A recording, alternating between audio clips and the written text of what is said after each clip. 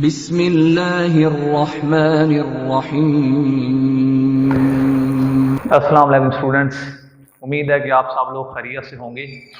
आज हम physics part 1 chapter number 1 का नेक्स्ट टॉपिक स्टडी करने जा रहे हैं, which is known as supplementary units.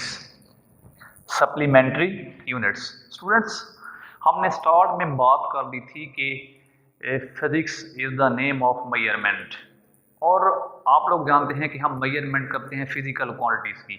अगर हम मेजरमेंट कर रहे हैं तो हमारे पास कोई ना कोई स्टैंडर्ड होना चाहिए, और वो स्टैंडर्ड हमारे पास क्या था? यूनिट। यूनिट को हमने फर्दर 3 कैटेगरीज के अंदर डिवाइड किया था। एक हमारे पास थे बेस यूनिट, सेकंड हमारे पास थे डिराइव्ड यूनिट्स, और थर्ड थे हमारे पास सप्लीमेंट्री यूनिट्स।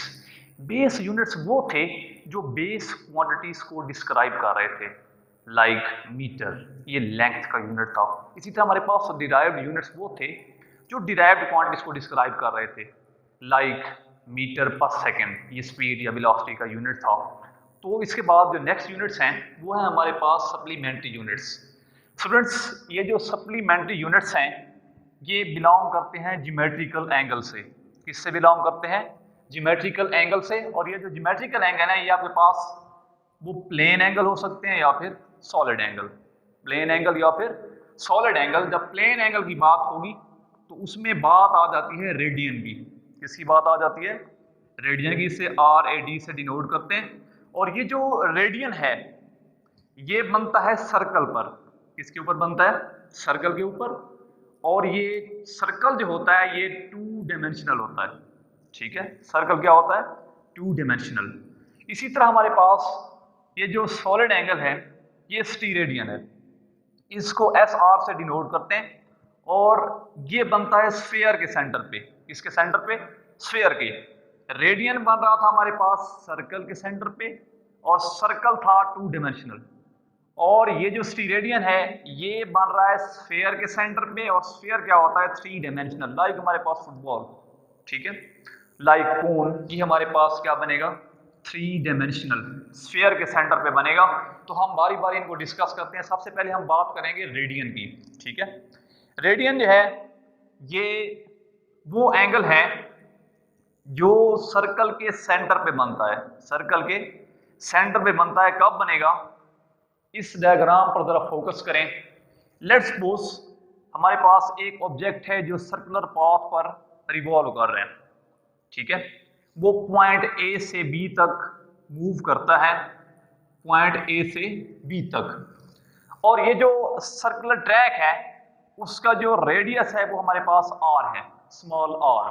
ठीक है, अब वो पॉइंट A से B तक मूव कर गया। ये जो आपको पॉइंट A to B, ठीक है, बोल्ड पार्ट इसका नजर आ रहा है इस सर्कल का, ये हमारे पास है आर्क। ये हमारे पास क्या है? आर्क। इसकी लेंथ को हम S से डिनोट करते हैं। किससे डिनोट करते हैं? S से। एक ऑब्जेक्ट है जो एक सर्कुलर ट्रैक पे मूव कर रहा है, वो अपनी मोशन पॉइंट A से B तक लेट्स सपोज वो मूव कर जाता है।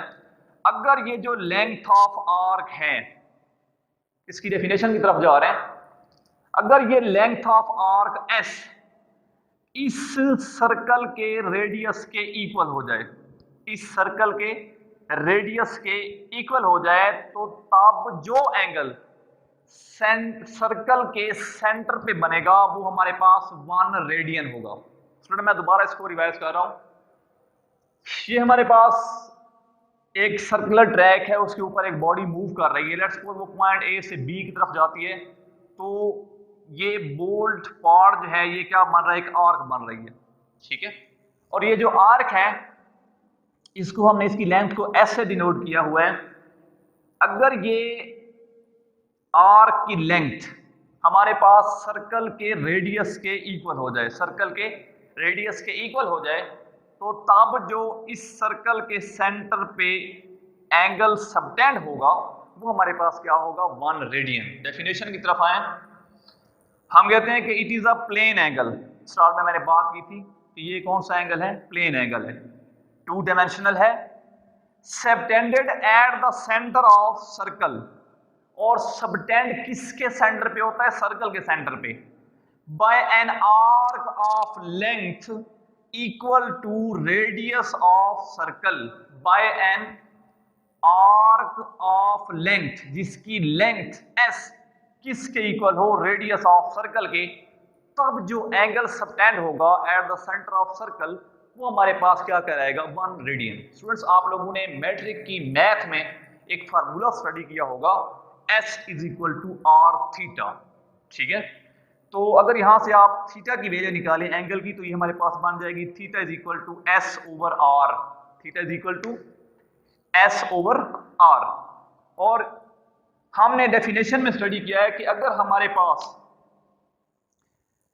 ये जो आर्क है उसकी लेंथ ये वाली, ठीक है, अगर उस आर्क की लेंथ रेडियस ऑफ सर्कल के इक्वल हो जाए, मतलब if s is equal to r, length of arc radius of circle के इक्वल हो जाए, तो ये फार्मूला हमारे पास बन जाएगा theta is equal to s की जगह पर आप r पुट कर दें, हमने मेंशन किया वो s is equal to r, तो ये बन जाएगा s की जगह r पुट करें तो r ओवर r, साथ में क्या आएगा रेडियन, और r से r कैंसिल हो जाएगा, तो इसका आंसर क्या आ रहा है 1 रेडियन।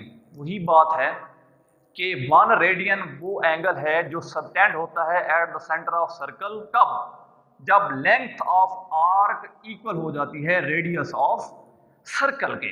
तो ये हमारे पास बात थी किसकी, रेडियन की।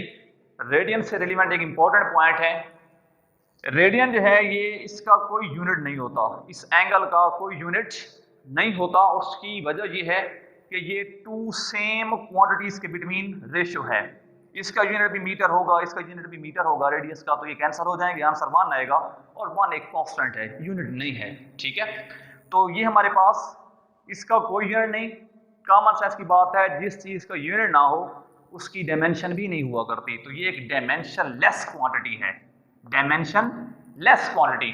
तो इसके बाद नेक्स्ट बात हमारे पास आती है स्टीरेडियन की। ठीक है, स्टीरेडियन की बात करें तो हम इसको इस तरह डिफाइन करते हैं कि इट इज अ सॉलिड, मतलब 3 डायमेंशनल एंगल है, subtended at the centre of sphere. अब ये सबटेंड हो रहा है किसके ऊपर, सेंटर ऑफ स्फीयर के ऊपर, कब, by an area element equal to square of radius of sphere. इसमें देखें, लेट्स सपोज ये हमारे पास कोई स्फीयर है, ठीक है, हम इसके ऊपर कोई पोर्शन लेते हैं, लेट्स सपोज हम ये वाला पोर्शन ले लेते हैं, ठीक है, इस स्फीयर का जो रेडियस है वो हमारे पास क्या है, r, स्फीयर का रेडियस क्या है, r। आपने ये वाला पोर्शन लिया और ये जो उसका आर्क एलिमेंट के साथ ये वाला जो पोर्शन आपको नजर आ रहा है लाइक कोन, ठीक है, ये हमारे पास उसका क्या है, उस पोर्शन का, उस सरफेस का क्या है, जो सरफेस हमने यहाँ पर अज्यूम की है स्फीयर के ऊपर, उसका एरिया है, उसका क्या है, एरिया। तो और ये हमारे पास उस स्फीयर का क्या है, रेडियस। तो डेफिनेशन में यही मेंशन है कि स्टीरेडियन जो है ये वो एंगल है, ये पहली बात ये है कि ये बनेगा eight the centre of sphere, sphere के सेंटर पे बनेगा। कब बनेगा, जब हम उसके ऊपर कोई सरफेस लेंगे और उस सरफेस का एरिया, स्टूडेंट्स, उस सरफेस का एरिया उस स्फीयर के रेडियस के स्क्वायर के इक्वल हो जाए। मैं दोबारा रिपीट कर रहा हूं, ये जो सरफेस हमने स्फीयर के ऊपर ली है, अगर उसका एरिया ये वाला, ये शेडेड एरिया, अगर ये वाला एरिया इस स्फीयर के रेडियस के स्क्वायर के इक्वल हो जाए, तो तब जो एंगल सबटेंड होगा at the centre of sphere is known as 1 steradian, is known as 1 steradian. तो स्टीरेडियन जो है ये 3 डायमेंशनल एंगल है और बनता किसके ऊपर है, स्फीयर के ऊपर। कब बनता है, जब उसके ऊपर ली गई सरफेस का एरिया उस स्फीयर के रेडियस के स्क्वायर के इक्वल हो जाए।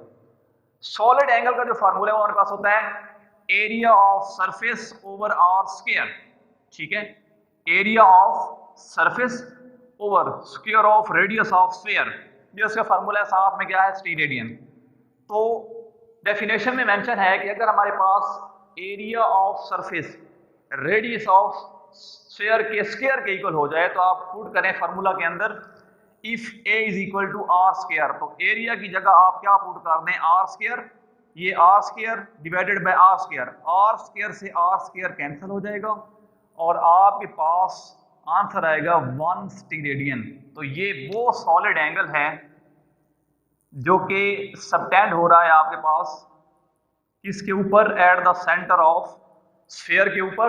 कब, जब आपकी जो सरफेस थी जो आपने उस स्फीयर के ऊपर ली है उसका एरिया किसके इक्वल हो रहा था, square of radius of sphere. मतलब यह है कि उस स्फीयर के रेडियस के स्क्वायर के इक्वल हो रहा था। तो तब जो एंगल सबटेंड हुआ eight the centre of sphere वो हमारे पास क्या था, 1 स्टीरेडियन था। तो यहां पर भी मैंने एंड पर एक पॉइंट मेंशन किया है, इसका भी कोई यूनिट नहीं होता। It also has no unit and also a dimensionless quantity. Students ये देखें, ये सेम क्वांटिटीज के बिटवीन रेशियो है और अगर क्वांटिटीज सेम हों और उनका स्क्वायर, दोनों का स्क्वायर भी है, तो ये ऊपर भी मीटर स्क्वायर नीचे भी मीटर स्क्वायर से मीटर स्क्वायर कैंसिल हो जाएगा और आंसर क्या आएगा 1। और 1 जो है ये कांस्टेंट है, ठीक है, कोई यूनिट नहीं है। और जब यूनिट नहीं होगा तो ऑटोमेटिकली उसकी कोई डायमेंशन भी नहीं बनेगी। तो ये हमारे पास थे सप्लीमेंट्री यूनिट्स। ये मैं समराइज कर देता हूँ, ये ज्योमेट्रिकल एंगल है, कौन कौन से, प्लेन एंगल और solid angle. Plane angle radian है और ये बनता है सर्कल के ऊपर और सर्कल 2 डायमेंशनल होता है। ये सर्कल और स्फीयर में डिफरेंस है, सर्कल 2 डायमेंशनल और स्फीयर जो होती है ये 3 डायमेंशनल होती है। तो सॉलिड एंगल जो है ये स्टीरेडियन है और ये स्फीयर के ऊपर बनता है जो कि 3 डायमेंशनल है। तो ये जो रेडियन था ये 2 डायमेंशनल एंगल था, सबटेंड हो रहा था किसके ऊपर, सेंटर ऑफ सर्कल के ऊपर। कब, जब हमारे पास लेंथ ऑफ आर्क इक्वल हो रही थी रेडियस ऑफ सर्कल के, तो उस वक्त जो एंगल सबटेंड हो रहा था वो हमारे पास क्या था, रेडियन। तो ये हमारे पास फार्मूला था S is equal to r theta, यहाँ से theta is equal to s over r. If S is equal to r, length of arc is equal to radius of circle, then theta is equal to 1 radian. इसके बाद हमने स्टीरेडियन की बात की, हमने कहा कि ये सॉलिड एंगल है, 3 डायमेंशनल एंगल है जो सबटेंड हो रहा है किसके ऊपर, eight the centre of sphere के ऊपर। और कब, जब उसके ऊपर ली गई सरफेस का एरिया उस स्फीयर के रेडियस के स्क्वायर के इक्वल हो जाए। तो फार्मूला के अंदर हमने जैसे ही पुट किया तो हमारे पास एंड पे आंसर आया 1 स्टीरेडियन। और दोनों चाहे वो रेडियन हो या स्टीरेडियन, ये इनका कोई यूनिट नहीं होता और ये डायमेंशन लेस क्वांटिटीज हैं। तो स्टूडेंट्स आज का लेक्चर यहाँ तक, इंशाल्लाह नेक्स्ट लेक्चर में हम नेक्स्ट टॉपिक की तरफ मूव करेंगे। तब तक अल्लाह हाफिज़।